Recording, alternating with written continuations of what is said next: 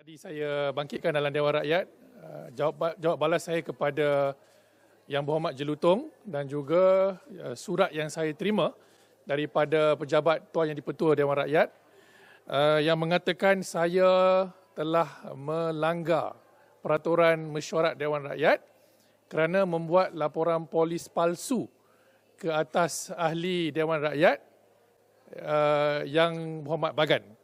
Jadi saya telah pun menjawab surat yang dikeluarkan oleh speaker berkenaan dengan hal ini, dan saya telah jelaskan dalam Dewan tadi bahawasanya pertuduhan yang dibuat oleh Yang Berhormat Jelutong ke atas saya adalah tidak benar kerana saya tidak membuat laporan polis. Bukan saya yang buat laporan polis. Laporan polis yang dibuat ini adalah oleh ahli armada saya. Ya, bukan saya yang buat. Jadi berbeza tu. Jadi saya tidak melakukan apa-apa kesalahan dalam peraturan mesyuarat Dewan Rakyat seperti mana yang didakwa oleh Jelutong tadi. Dan juga ini saya akan buktikan kepada speaker bahawasanya Jelutong juga telah melanggari peraturan yang dibuat berkenaan hal ini. Sepatutnya dirujuk surat ini kepada Setiausaha Dewan Rakyat, bukan speaker. Itu pun dah salah mula-mulanya. Jadi apa yang berlaku dalam Dewan tadi, saya akan mengusulkan kesilapan sangkaan jahat Jelutong ke atas saya di bawah 36(6) ke Jawatankuasa Hak dan Kebebasan kerana menuduh tanpa asas dan bukti yang saya buat laporan polis palsu. Jadi itu yang betul yang saya akan usulkan supaya Jelutong tidak mengulangi prasangka jahat terhadap kami dalam Dewan Rakyat yang mulia ini. Jadi saya pada masa yang sama juga telah merujuk Yang Amat Berhormat Tambun ya, kepada Jawatankuasa Hak dan Kebebasan. Ini surat yang saya hantar tadi semalam sebenarnya kepada pejabat Dewan Yang di-Pertua bahawasanya Yang Amat Berhormat Tambun telah mengelirukan Dewan berhubung percukaian ke atas Yayasan Al-Bukhari. Beliau jawab tempoh hari dalam Dewan Rakyat yang mulia ini, kuasa mutlak, istilah mutlak itu digunakan dalam handset, ada buktinya bahawasanya kuasa memberi pengampunan cukai adalah mutlak milik Ketua Pengarah Lembaga Hasil Dalam Negeri. Ini tidak benar. Saya dah jelaskan dalam surat ini bahawasanya ianya juga ada pada Menteri Kewangan. Jadi inilah benda yang kami ingin Yang Berhormat Tambun minta maaf dan betulkan dalam Dewan Rakyat. Bahawasanya beliau telah mengelirukan Dewan, berprasangka buruk ke atas Tan Sri Muhyiddin Yassin, Yang Berhormat Paguh. Jadi tak apa, itu kita serahkan kepada speaker untuk menentukan, tapi buktinya semua sudah ada. Dan saya harap Tuan Yang di-Pertua dapat memberi keadilan kepada kami dalam hal ini. Jadi itu saja yang saya ingin memberikan ni. Ada apa-apa tambahan? Silakan. Bismillahirrahmanirrahim. Assalamualaikum warahmatullahi wabarakatuh.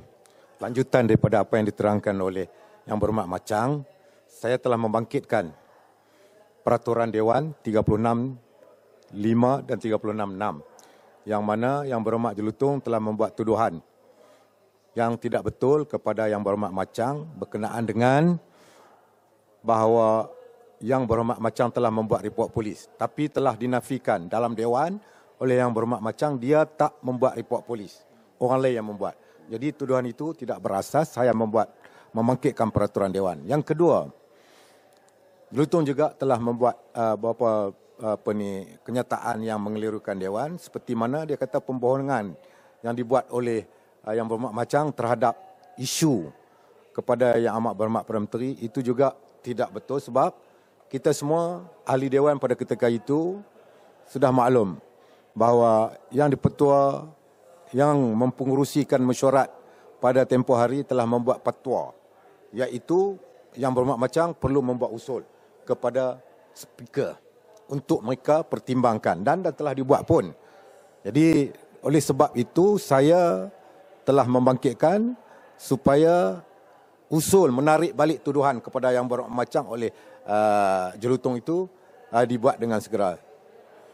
Tetapi atas pertimbangan Yang Berhormat Speaker telah memberi satu pandangan kepada saya supaya saya yang membangkitkan peraturan Dewan ini membuat usul bertulis kepada Speaker Dewan. InsyaAllah saya berjanji. InsyaAllah saya akan buat ini untuk kita nak meneruskan perkara-perkara yang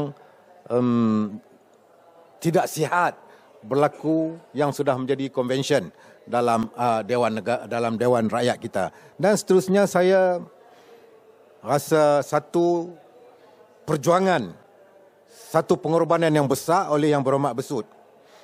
Dia diambil tindakan kerana mempertahankan bahasa Melayu yang menjadi majoriti bangsa Melayu yang ada dalam negara ini sebagai bangsa yang dominan. Jadi saya ucap tahniahlah kepada Besut kerana diambil tindakan kerana mempertahankan bahasa Melayu. Ini satu kita tak tahulah, mungkin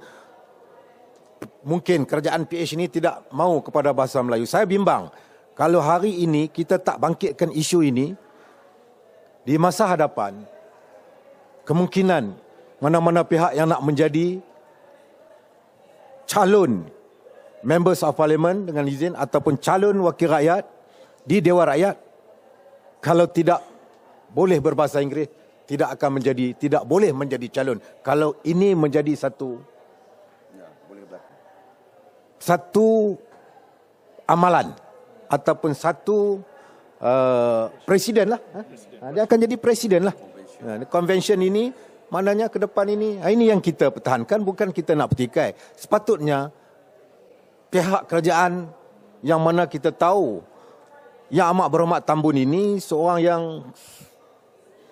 sangat hebat mempertahankan bahasa Melayu. Sepatutnya bila 4 rang undang-undang yang dibentang hari ini, 2 dalam besi bahasa Melayu dan juga bahasa Inggeris. Kenapa lagi 2 hanya bahasa Inggeris? Ini yang kita pertikaikan. Sebab undang-undang ini melibatkan rakyat. Bukan semua rakyat yang faham bahasa Inggeris. Jadi ini kita tak nak berlaku satu intimidate ataupun discriminate kepada rakyat negara kita. Ini, saya ingat itu saya punya kenyataan hari ini. Dan kalau ada apa-apa soalan, sila. Kalau tak ada, kita conclude lah. Okey, baik, terima kasih. Yes. Ada soalan. I can hear you. Please, louder.